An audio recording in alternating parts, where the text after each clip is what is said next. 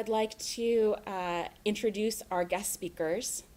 Mark Leach is the Executive Director of the San Mateo County Union Community Alliance. As a union leader, he's focused on politics of labor and development in the county and advocated for policies that benefit working families. He's a U.S. Navy veteran. He has a degree from UCLA, and he's a former president and business manager of the International Brotherhood of Electrical Workers, Local 617. And Tony Samara is the Program Director of Land Use and Housing at Urban Habitat. He's done extensive research on the politics of development and the marginalization of low-income communities with an emphasis on housing gentrification and displacement.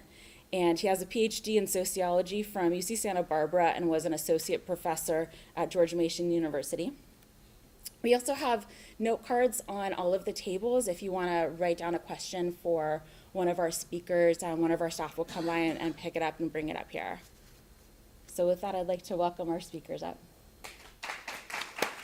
So thank you both for being here today. Please tell us about the work that you're doing and your organizations. We'll start with Mark. I'll start. We're going to use a handheld mic. This one is recording for our cameraman. And one thing I forgot to tell you, the cameraman said we're not supposed to move around the room. Oh, so you won't okay. be able to keep up with us. Stay So put. about a third of the room I already know. Hi, friends. There's a lot of very smart people and very well-informed people in this room right now. And those that I don't know, I'll bet you're in the same category. So for me, it's awkward to be not on that side of the table, but to be on this side of the table for the first time. But I get to tell you about the organization I work for now.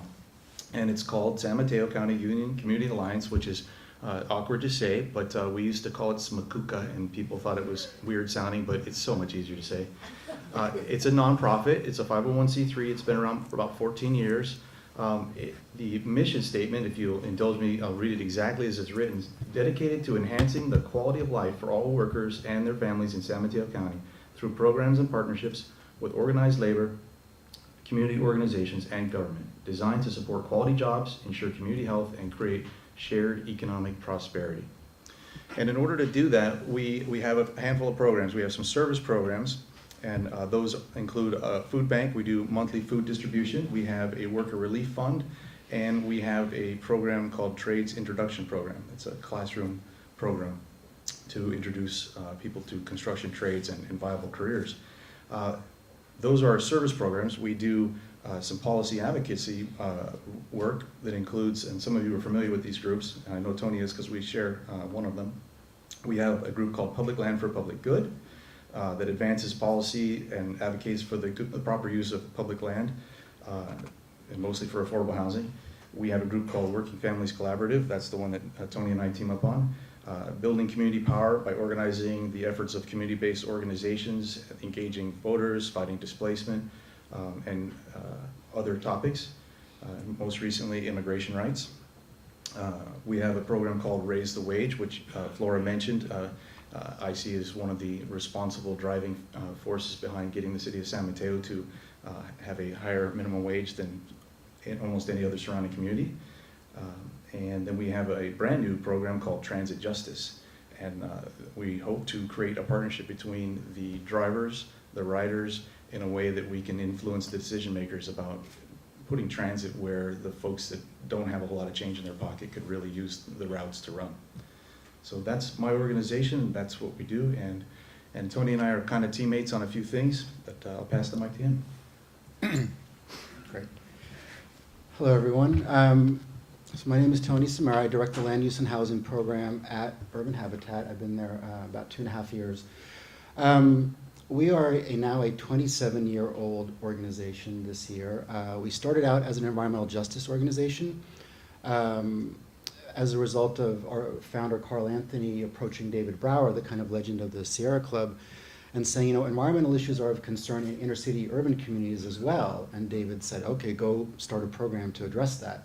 And 27 years later, here we are, and environmental justice is still core to the work that we do, but the actual organization of Urban Habitat itself is divided into 3 program areas: land use and housing, which is my program, transportation justice, and then leadership development. And that last one is really focused on helping people from impacted communities become civically engaged in ways that allow them to exercise power on behalf of their community. And while we're primarily a policy and advocacy organization, meaning that we're very interested in advocating for, passing, and implementing policies that impact and benefit low-income communities and communities of color. We're also, in a broader and deeper way, interested in the building of power within those communities, meaning that these are often, in any city, in any jurisdiction, members of the community or groups within the community that are politically marginalized. They're often not taken seriously as full citizens in a particular city. They often are not part of the power networks through which decisions and agendas are set and decisions are made. And the leadership development is the most direct way that we do this, but in general, our work is really focused not just simply on passing the policies, but supporting the building of power within these populations to advocate for themselves, and once the policies are passed, to monitor implementation, to hold elected officials accountable, and potentially to become elected officials themselves. We are a regional organization, so while we engage in some statewide work, most of our focus is on the Bay Area. And typically that's been the 9-county Bay Area, although we released a report late last year, Race, Inequality, and the Resegregation of the Bay Area, where we also included Stanislaus and San Joaquin counties, because we realized that if you really wanted to understand regional inequality in the Bay Area, you couldn't leave those counties out. Partly for reasons that Flora talked about, which is that displacement is pushing lower wage workers further and further out, or low wage workers that come into the region. 90,000 people came in, I think, in 2015. Disproportionately lower wage workers, their first stop, unlike in a previous era, which would have been in the inner city, is actually the outer part of the region. So that's another reason we're seeing an increase in poverty and inequality on the outer edges of the region. And the third reason is that people who've been in those areas for a long time are growing poor in place, and the housing crisis was a major driver of that, but not the only one. So again, we focus on the Bay Area, and in the last 2 years, most of my work has been concerned with supporting a kind of an explosion of tenants' rights movements around the region. And that was not, prior to that, really the primary focus of the Land Use and Housing Program. But if we were really going to be responsive to the communities that our mission statement says that we serve, then there was no way for us to get around that, the fact that that's where people were really moving. So that's really been the bulk of the work over the last 2 years for me. Thank you. So both of you touched on this a little bit, but I was hoping you could talk more about how the high cost of living is impacting residents of all incomes in the county. Tony works with a lot of research, and I work with a lot of emotions. So I get stories told to me daily, and so I'm going to share one that I learned just last night. Our trades introduction program, the instructor had a family crisis, so they asked if I could substitute, and his name's Dan. So Dan, the instructor, said, "Mark, you know how to talk, just go talk." So I started asking students questions. They're in the class because they're trying to upgrade into a career where they could support their family better. And so I asked them, "Well, what are you doing now?" And one student, probably I'm guessing the oldest student in the class, told me that he has 2 jobs. He's a property manager, and then he works at a hotel. And so I asked him more questions to give me more details. Well, the hotel is on one side of 101 in Palo Alto, deeper, closer to Stanford campus. And the property management job is actually his own apartment complex in East Palo Alto. And I asked him how many hours a week does he work? And he said about 80 to 90. But what he told me was his most difficult part of his day was getting home during rush hour. What used to just take a few minutes now can take him more than a half an hour, closer to 45 minutes, just to get to the other side of the freeway. Fortunately for him, the second job is at home, right? But that job's only available one person in that complex, being the property manager. So everybody else that lives there, they're doing their 2 jobs in some other location. So these are the kind of stories I hear on a daily basis. Every student in that class had similar kinds of stories. Everybody's working multiple jobs, and then they're trekking up to CSM, which is where we hold the classes. Thank you, CSM. If anybody's here from CSM, thank you for the space to teach the class. But they're putting in long hours and then getting up to that campus just to make a difference and hope that their lives can change. Meanwhile, rents are going up and the cost of living is getting tougher and tougher every day. So everything you'll ever hear from me when I come to city council meetings or I come to your groups, it's all going to be stories about what's really happening. My gut is telling me that the chart you saw on the wall, my gut tells me that stuff. I rely on Sustainable San Mateo and people like Tony to give me details and data so that I can back up what the emotions are saying. So I know that there's later in the year a session devoted exclusively to housing, so I want to maybe set that up a little bit. When we talk about inequality, whether it's here in San Mateo County, I live in San Mateo County, so all our offices in Oakland, this is actually home. That when we talk about inequality, whether it's in this county or elsewhere, that we have to talk about housing. That for most moderate, low-income, working-class households, housing is the biggest expense. And so when we talk about spike in inequality, when we talk about long-term increases in inequality, we have to look at the role that housing and housing costs play in that. And what we've seen here in the county, and it's not atypical in terms of the entire region, is an incredible increase in cost burden on working class and low-income renters. And so while I think there are impacts of the increased housing costs across populations, both because of our mission as urban habitat and who we work with, but also in terms of just the kind of, to me, common sense frame of how we think about the way that inequality plays out in particular places, the impact of the housing crisis on working class and low-income renters has really been, for us, the primary lens through which we view rising inequality. And increasing housing costs aren't just about a bigger share of your income going to rent. That's kind of the most immediate way that it plays out. But high housing costs on lower income households causes incredible stress in the household. And so there are both immediate and long-term health impacts of chronic housing instability, whether that's because you've been evicted or moved out because of rents a few times, or you're just living with the threat of it. You're in a building where 7 of your neighbors have gotten eviction notices in the last 2 weeks, and every day you come home wondering if that envelope's going to be on your door, and it's the middle of the school year, which means your kid has to move, right? Even just the threat of displacement or the threat of a rent increase-induced move has an incredible immediate and long-term impact on the health of people. As Flora mentioned, one of the results of or consequences of the housing crisis in San Mateo is that we see more and more people overcrowding or doubling or tripling up so they can stay, so they don't have to deal with the kinds of commutes that Mark talked about, which actually when I hear half an hour, I'm like, wow, for a lot of the people we work with, they're commuting 3-4 hours a day. They're commuting from Modesto, from Vallejo, from even as far as places like Stockton, to work in San Jose or to work in San Mateo or to work in San Francisco. Yeah, this guy was trying to go a half a mile. A half a mile, right. And I think last week there was a report that the Bay Area has the 4th worst traffic in the world. And again, that for all of us the traffic is an issue. But when you live 2 hours from work and you want to spend time with your kids or be involved with your community or your church or whatever it might be, right, but you're either at work or on the road, it erodes, and you multiply that by the number of people living in your community, in your city, it erodes the fabric of the community, right? As does overcrowding, as does people staying in buildings or units that are in really bad conditions, but they can't afford to move and they can't afford to complain because they might get evicted. So people absorb more and more. That's not just about absorbing more of a cost, but their emotional, health, and other costs as well. The other thing that we're seeing a lot is that the impact on students. The impact of moving for kids, and my son is at Parkside in San Mateo Foster City. I've talked to his principal, their superintendent, and they're losing families all the time. And they said the number one reason is increase in rents. And the impact of that on children is well known, well documented. And again, not only in the moment of maybe their stress at home because parents are arguing about housing costs, or because they're actually having to move in the middle of the year, but also because they're losing teachers.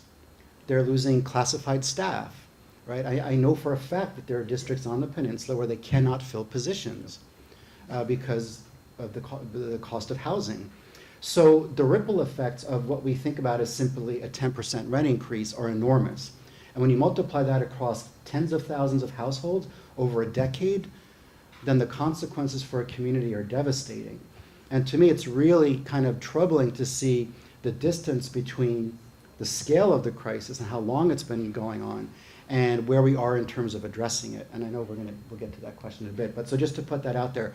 So I think we really need to think about the housing crisis not just as a housing crisis, but as a widespread and deep community crisis. Well said. Very well said. So the next question is, what are the efforts underway to address these issues locally? The efforts that we're part of, we try to create teams, right? So we build, facilitate collaborative efforts so that like-minded folks can get together, use the information, and then have decent strategies. Like Josh, I can see from here, we were on Housing Leadership Council together, which is another kind of group. You get everybody together that like-minded, have the same information, and you can start to advocate and move the topic. Policy development, job training programs, helping people advance their lives. I just spoke about that one. But most of it is giving people back the power that they're losing. And if we can find a way that people can live and work in the same community and increase the amount of time they're spending with their families, they can be at the soccer games, they can get to know their neighbors, they start to have a stronger voice, then they can start to influence the decision makers on their own and improve their own community. So on a very high level, those are the efforts that we're engaged in. They're more complicated efforts, and we were talking in the back a little while ago about legislation. So I'll let Tony talk a little about that kind of stuff too. So we saw the map from the Urban Displacement Project at Berkeley, and I work with them fairly closely. I know, so displacement in San Mateo County is the worst in the Bay Area, right, or most severe. And again, kind of going off the remarks I just made, when we think about displacement, right, we need to understand the kind of humanitarian and human rights dimensions of that. So on a global scale within, for example, the UN Office of Human Rights, displacement is considered a major human rights violation. More recently, in American civil rights law, primarily through the Department of Housing and Urban Development, displacement has been identified as a barrier to fair housing. Fair housing is the concept that comes out of the civil rights movement and housing discrimination. We've typically thought about, like, you won't sell to a family or a person based on race or religion. Now, more recently, because of the scale of the crisis across the country, displacement has been identified as a civil rights barrier to fair housing.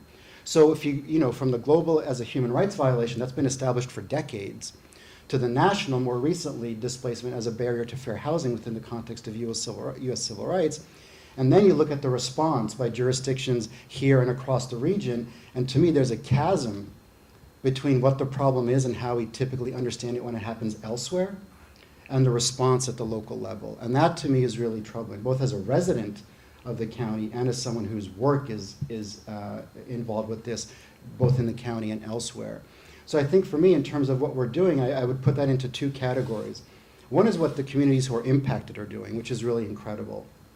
There's been community organizing and advocacy on the part of impacted communities in the city of San Mateo, in the county of San Mateo, and beyond that is unprecedented. And that to me is really encouraging. On the other side is what has been the response by decision makers, which has been, well, to be generous, less than encouraging. In other words, that when communities have organized to bring the problems that they're dealing with on a daily basis over the course of years to the attention of decision makers, at best they're given a polite audience, at worst they're ignored. And that goes back to my original comments about our organization, which is around building community power. Because what that reflects is the fact that these are not communities that in this jurisdiction of the county and the individual cities that have typically been seen as kind of full participants, fully realized citizens, right? So when they bring issues to council or when they bring issues to other power decision-making bodies, they're typically not treated as full citizens. And the problem that creates is that when the crisis gets to the point where elected officials and others have to act, it's not the solutions, it's not the interests of those who are most impacted that are driving those decisions and the policies that result. And I think that's what we've seen here over the course of the last year to 2 years. And I understand that things move at different speeds. But what I would say is that when we're talking about the way that the housing crisis is actually playing out here, that we're moving much, much too slowly and often in the wrong direction. So to follow up on that, how can people in our audience get involved in the efforts? My cheeky answer is to donate to organizations like ours so we can stay alive. But the real answer is to be thoughtful in everything you do. We hear people when we talk about growing vegetables and buying stuff at the store, you're thinking local, shopping local. Behave locally, engage locally, get to know people, and when you start to hear their stories, the empathy grows and you have the ability to teach other people to have some empathy. When you when you hear a story, like when I was part of the city of San Mateo had a housing task force, and the room quickly became divided, and we knew which people in the room were representing commissions and real estate entities and which were representing the people who were being pushed out of their homes. And the more I talked, because I have a secure living arrangement, I'm fine, but the people that I was talking with, the more I talked to them, the more the emotions swelled up and the more powerful my message came when I had to talk to somebody else. So I think as a group, you can join organizations, you can donate to organizations, but actually asking people about their lives and hearing what they have to say and asking them how you can help them is, I believe it's the best way to go. You ask, how can I help you? And like I said, I deal in emotions. One big thing, because everybody knows I'm from the union world, when you're making thoughtful decisions about how you're spending your money, think about that. I don't know everybody's opinions on unions, but there are a few things that union membership gives to people. So if you can make a decision that's going to make a job for a union person, like if you can stand up at a city council meeting and help advocate for a hotel to require them to have a card check agreement if they want to build this new hotel, remember that wages are equal in the union world. Doesn't matter what color you are, what your gender is, all wages are going to be equal, right? That's one thing that unions bring. Push all the stories and the myths about unionism, push those out the door. Just think about these. Wages are equal. Almost every union job comes with health and welfare, and it's not just for the employee, but it's for their families in most cases. So every union worker you see, there's a whole family behind the scenes that is being taken care of. That's one less family that the county has to take care of, one less child that the family has to take care of. Collectively, they're negotiating for hours and conditions. So these are people who can actually leave work after 8 hours and go home and be with their families or participate in the community. And as well as the healthcare aspect, these jobs almost always have a retirement piece to them, especially in construction trades, which is where I come from. We're giving people security, we're giving people the ability to think about what's going on in their lives now and not to worry about the future because they're able to put money away. So that's my pitch for, that's one thing that could change a lot. And unfortunately, there's so much negative debate around what unions are, people forget what they bring to the table. You know, safer workplaces, better conditions, happier families, better communities. So. I would just second everything that Mark said. You know, I think part of what I was getting at was that with the communities that we work with, they struggle with visibility. In other words, these are communities that in many ways are often invisible, even though they've been here for a long time, and some of these problems are not new to them. But in terms of them breaking out into the public consciousness, we take the public to refer to like the city as a whole or the jurisdiction as a whole.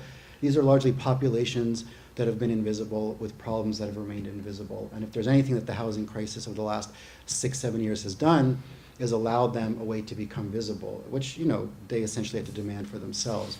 So I think one thing is to kind of pay attention to that visibility and help it become more visible. You can't do it for them, you shouldn't do it for them, but you can support their efforts to make what they're going through more visible, and that has an impact.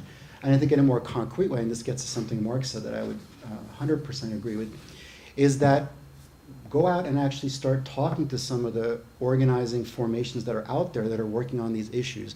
Start to hear, again, what life is like for people who maybe live, you know, half a mile away or even closer, but socially maybe are in another universe, right? So beginning to bridge some of those gaps, which has started to happen. I mean, it started to happen around last year's housing campaigns, where we had kind of people across socioeconomic groups, across racial and ethnic groups, beginning to talk about what housing looked like and discovering that where there were lots of ways that they were very different and that what they were going through was very different, there were also lots of things that bound them together, right? So one person maybe is concerned because their kid's classroom has lost 3 teachers in 1 year.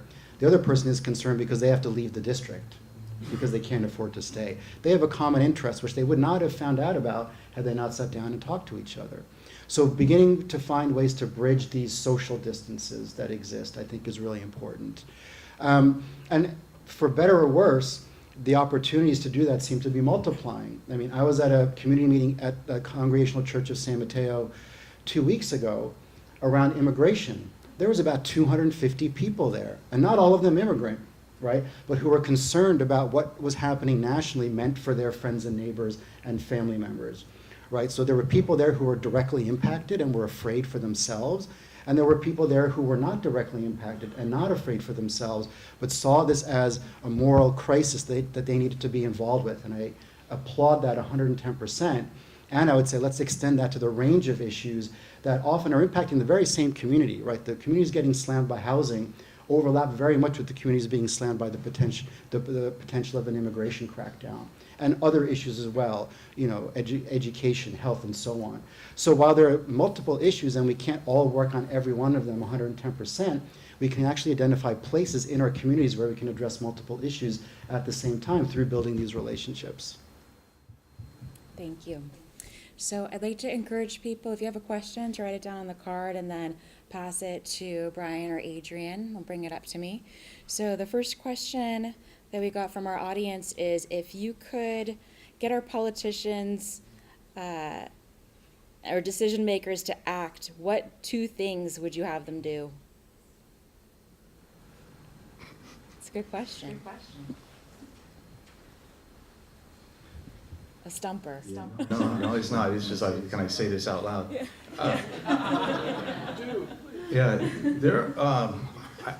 I wish I could find a way to get them to pay attention to human beings and organizations that actually represent real human beings, and push all the other organization out of the room. Because there are a handful of organizations in our world that they have a lot of money, and they have a lot of, they have clients more than they have members. They represent moneyed interests, and when we try to find ways to create rights for renters, they walk into the room with huge financial war chests, and the elected officials sitting in city council, they understand what they're up against if they go against those organizations, that their battles will be very, very difficult come election time. So if I could get elected officials to do one thing, one voice, one vote, everybody else stay out of the room and talk to the real people.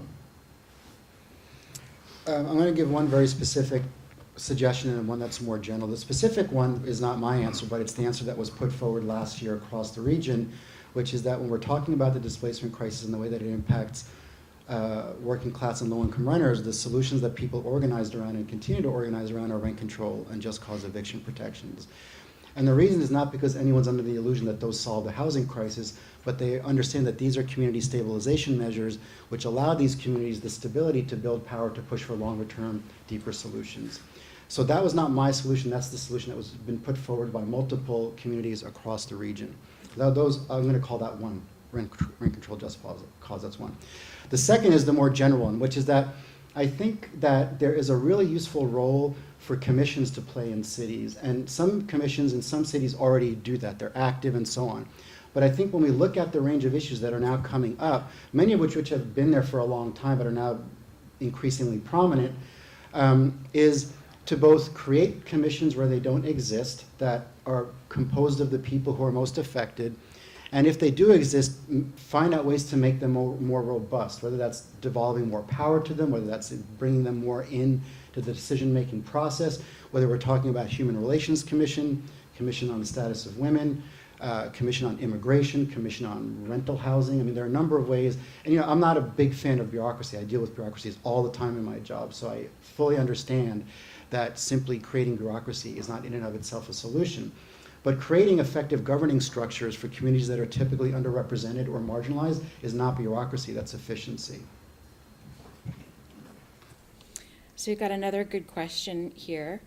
How does the affordability or lack thereof of childcare impact workers in San Mateo County? And do you see any linkages between access to childcare, housing, and transportation?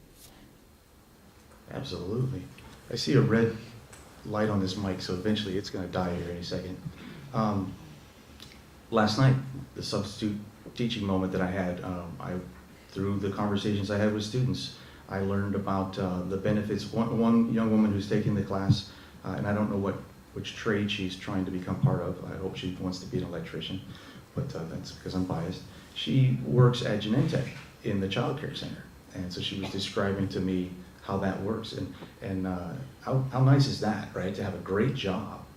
You get buses that take you to work from whatever community you live in, so your transportation costs are gone, and then you can drop your child off and you only work a few doors down, right, on the same campus. So in the evening, you pick up your child and you travel home together. That's utopia. And some of these people are traveling really long distances, but they're together as a family unit. I know that the employees have to pay for that childcare, but look at the other side, people that don't have access to that kind of employer-sponsored program. You wake up in the morning, you pack that child up, and you go one direction to wherever you could afford. Maybe it's a relative's house, right? So you've got to commute to that spot and then go to work. And at the end of the day, go back to that spot before you get back home. And I don't know how much the cost difference is, but the time distance traveling to deliver that child, is one thing these families have less of than money is time. So those are the, once again, I hear these stories. These are the stories that people were telling me last night. Yeah, I mean, I don't know if I have really much to add to that. I think Mark captured it. You know, a significant number of the people that I worked with over the last year around the tenant campaigns, many of them are women of color who work in childcare. And they, you know, the ones that were facing eviction were upset not only about their own situation, but by the fact that they were now leaving families that they had worked with for years, and that everyone, them and the family that hired them, wanted to maintain that relationship. And so on the one hand, you have people who are doing childcare who are being pushed further out, creating hardship for them, but also for families that need childcare, it becomes harder and harder to find people. And that ripples across the service sector, right? Restaurants, childcare, home health care, all of those are industries that there's a desperate need for, but the people who do them aren't paid very well typically. And so when the housing crisis hits, they get pushed out. And in terms of what they have to absorb to continue to do those jobs, which I talked about earlier, but also what it means for the ability of people who use those services. And that's where I talked about there being, you know, potential common interests. So I would say that, you know, with childcare, it's kind of one aspect of how the housing crisis and inequality impacts the service economy more generally. I want to add something. There's another thing that a lot of folks don't think about when they talk about childcare, and the decision makers will help us put things in place like childcare. You know, certain programs where there was, I think they called it Big Lift. It was early childhood childcare for San Mateo County. I remember being part of this discussion group, and a lot of the conversation was about a few hours in the day. And I don't have children, but I raised my hand and said, wait a minute, if you give somebody from a disadvantaged community 4 hours of childcare a day, you could give it to them for free, and it still doesn't work for them, right? You're trying to go to an 8-hour job, and many of the lowest wage jobs are jobs that start really early in the morning before childcare centers open, and they end really late at night. You know, so you can't leave your child at these centers if they have regular business hours. There's a place called PalCare in Burlingame. I don't know if anybody's familiar with it, but they have extended hours, and the reason, I'm told the reason that was founded was because of airport workers.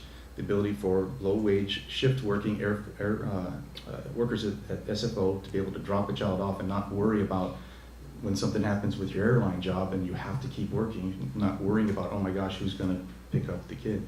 So I wish decision makers could wrap their heads around that. There's more than just 9-to-5 workers in the world, and that if you give somebody a 4-hour gift of childcare, that's nothing. They can't use it. So our next question is regarding rent control. And we saw that there was a number of efforts that failed in San Mateo County, or in the city of San Mateo, Burlingame, and Pacifica. Is there anything that can be done to support renters, or is there any, can you think of any pros or cons of rent control, anything? The rent control measures, when they went on the ballot and when the signatures were being gathered, we watched the two armies assemble. So we now know, we have identified who the teams are. So at this point, I think knowing who you're dealing with is a big plus. But I'm working with folks to introduce actual renters to their landlords, so that they can do what Tony and I have been talking about, get to know people. So I think many people that had opinions on the anti-rent control side were following the message that was being spread by the much larger complex owners, the California Apartment Association, SAMCAR, and those folks. And you'd see people come to city council meetings even now. I watched San Mateo did a planning session about what they should put on their priority list. And mom and pop landlords are coming to the microphone against rent control that would not have affected them. They may own one unit, maybe they rent, you know, the duplex out to supplement their income. The people they rent to, they love their renters, but yet they've been convinced that these measures would have hurt them. So I want to take this, you know, however long it takes to solve this problem. If we end up with more measures on in November, I want to take this time and introduce people to people and let them hear the problems and help them understand that you, as a small landlord, have so much more in common with your tenant than you know. I think one of the big stories of those campaigns that often gets lost in the noise is that, you know, if you're someone who's concerned about big money in local politics, this was your election because $1 million poured in against those measures. And we looked at the filings at the different cities, and the biggest single chunk of that money was a $250,000 check from the National Association of Realtors in Washington, D.C., the national lobbying group for the real estate industry. So, you know, in terms of two armies, it was more like the empire and a ragtag band of rebels that went to, you know, that clashed last year. So I think aside from the housing issue, I mean, you know, there's been a long-standing concern, and our last election saw this with the Sanders campaign around big money in local politics. And I think, you know, aside from what you may think about housing and rents, that this was an election issue that really elevated the prominence of that, and we saw an unbelievable amount of money pour in in relatively small cities. Now, to the issues themselves. So I would actually reframe and say, I mean, yes, of course, Burlingame and San Mateo lost at the ballot. Pacifica is actually in play, and it's coming back to their council probably soon. And it also won in Richmond, and it won in Mountain View. And so I actually see what happened last year with those initiatives as round one. And in some places, round one didn't go to us. But that's okay, there's lots of rounds. I think the more important thing in Burlingame and San Mateo, I mean, obviously we would have wanted to win, but the more important thing was that these were incredible successes from the point of view of new organizing in places where organizing hadn't really happened before by these populations, right? For working class and low-income renters in the city of San Mateo, in their first real effort to change policy, to go up against the behemoth of the real estate industry and get 40% of the votes, to me is a success. And, you know, as we speak, though, the people involved with those campaigns are figuring out their next steps, right? And, you know, while defeats like that are devastating, nothing in politics is forever. And so, as the crisis wears on, as these groups, whether it's in San Mateo or whether it's in the city of Alameda, which also lost, people are continuing to build on this because they don't have a choice, right? I mean, the problem doesn't go away just because you lost at the ballot in November. The problem is still there and as bad as ever.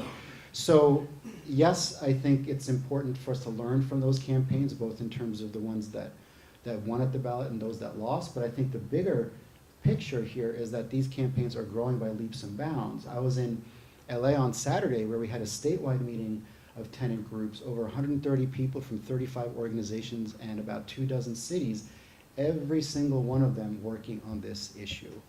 And then we found out last week that at the state level, a bill to repeal the existing constraints on rent control has been introduced by 3 assembly members.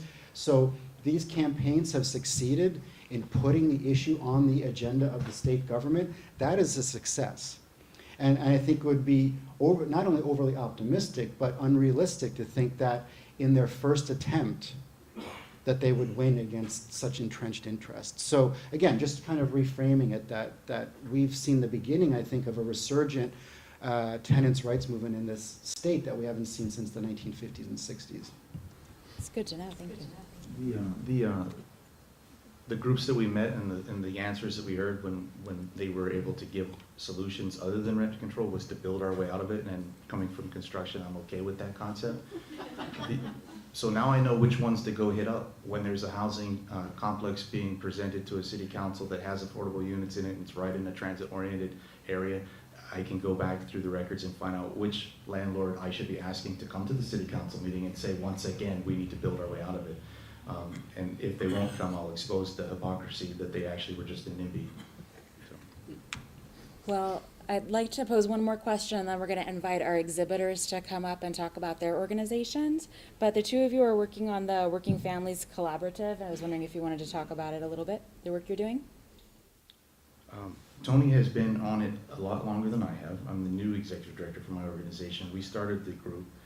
There's another human in the room back in the corner, Balin, who was working with Tony and their teammates. So I'm just going to pass the mic to Tony, and he can give you an overall. So, again, I started this position in early 2014, and at that time there was a coalition in the county working on displacement specifically, and that coalition continues to meet and is very active in the work that I've been talking about. But we also realized that there were other issues that were both important in their own right, but that also affected the communities that we were working with, and wages, for example, being a major one. And so at that time, it was when some of the wage campaigns were really kicking off, the tenant campaigns were kicking off, and a lot of us were seeing each other in different meetings, talking about different issues, realizing that we were unnecessarily fragmenting ourselves, and that it was really incumbent upon us to develop a kind of multi-sectoral, multi-issue, multi-jurisdictional place to talk about how we can move these things together, how we can support each other, how we can bring some of our folks out to, when your issue's on the agenda, and vice versa, how we can develop joint messaging, like what is the relationship between wages and rents, and how do we make sure that when council members are hearing this, if they're hearing about wages, they're also thinking about rents, because we've made that connection apparent to them, and again, vice versa. So Working Families emerged out of an attempt to institutionalize that, and we've been meeting now for almost 2 years, right, about 2 years. And as with so many things, the most recent election at the national level really underscored the importance of building across traditional, I wouldn't say barriers, but building across traditional, silos, I guess is the word that people use, right? That we don't have the luxury of only working on one issue. That if you're going to work on displacement related to housing, you need to work on deportation. If you're going to work on wages, you need to work on workplace conditions, right? So there are multiple issues, and on transportation, which is another big one that's really not picking up steam in the county. That these things are very linked, and that it actually helps build the power of any of those campaigns when you bring them together, because again, the most impacted communities are dealing with all of them. So, 2 years is not a long time. We're still really kind of, figuring out what makes the most sense for us to do. But, there's elections coming up. There's plenty of work to do around this. I think the real challenge for us is building something that is able to operate effectively and move multiple campaigns, move multiple issues through the public, through the policymaking process at the same time. But I think one of the things that's been really encouraging in the last few months is the number of people looking for a way to get involved locally, right? Because we understand that there's kind of a lot of work to be done at the national level. But I think part of what people have really understood in the last few months is that you actually can deal with issues of national significance by getting involved with groups locally that are working on them. And that's been, I think, somewhat of a shift for a lot of people that I see as a really good shift. So, maybe you turned out to the march on the 21st, wherever it was, whether it was in Redwood City or Oakland or San Francisco or San Jose, and then you returned home and say, what can I do on a day-to-day basis to move this stuff? And you look around and you say, wow, there's people actually working on this, whether it's wages, whether it's transit, whether it's housing. And it's time for a critical mass of people to really get involved in the day-to-day work of democracy. So the one thing we didn't tell you was who's part of the collaborative, right? So it includes, I wrote a bunch down, but I know there's at least 14 of them. The Youth Leadership Institute, the Community Legal Service of East Palo Alto, Urban Habitat, Faith in Action, the Amalgamated Transit Union, the Hotel and Restaurant Workers Union, SCIU, a group called For North County, Public Advocates, SMCUCA itself, Housing Leadership Council, who am I forgetting? Legal Aid San Mateo. Legal Aid of San Mateo. So it's a broad group, a lot of good minds and a lot of strong folks that like to advocate for people who are current. Those people are at work. We're sitting in rooms deciding and trying to figure out what the best way is to help them. So if you want to join, you know, when you want to come hang out with these meetings that we have once a month to talk about what's next. One of the greatest strengths I think I saw right when I joined, right when I took this job, there was a moment where the national elections had the effect of first shots that are fired in a battle, where some of your troops start to scatter and you can't stay focused, and Working Families did that. Got everybody to calm down, let's stay focused. We were doing this project before the shots were fired, and now we need to focus on how do we stay together and address the new problem, and that the problem is the immigrant rights issues. So it had a really good calming effect to have everybody just have some leadership and chill. Well, thank So you get signals. so much for being here and being so candid. Really appreciate your time and speaking to our audience.